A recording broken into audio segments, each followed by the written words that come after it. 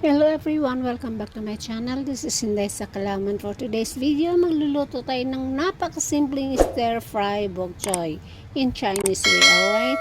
So, yan po, hinugasan po natin mabuti ang ating bok choy. Parang pechay lang to guys sa Pinas.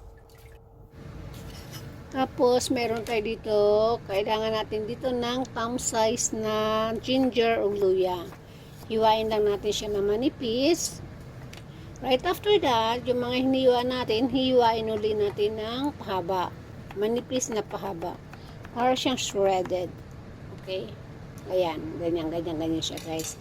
Tapos syempre, ngayon mag-iinit tayo ng ating kawali.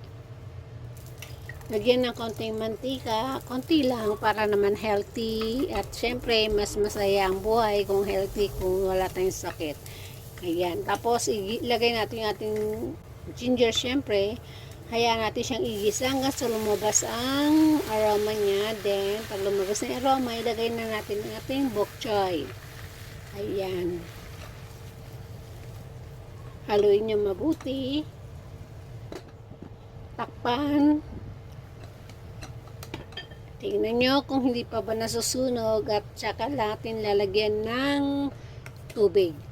Yung tubig niya is eksakto lang. Pero dito guys, ito, gagawin ko kasi siyang malambot na malambot kasi mga oldies na yung mga kasama ko. Kayo, kung gusto nyo medyo malutong-lutong pa, okay lang. Ayan, basta every now and then, you need to check.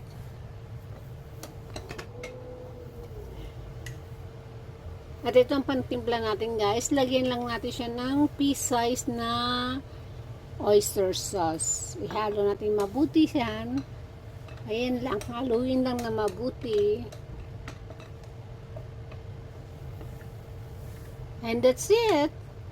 We're done. Tapos na tayo dyan guys. After natin ilagay yung ating oyster sauce, tapos na tayo dyan. So ayan na, tapos na tayo guys. Thank you so much. Siyempre bago nyo iserve, alisin nyo yung luya. Para hindi mabuking yung ating sekreto. Okay, thank you so much. Sana may natutunan kayo. Bye!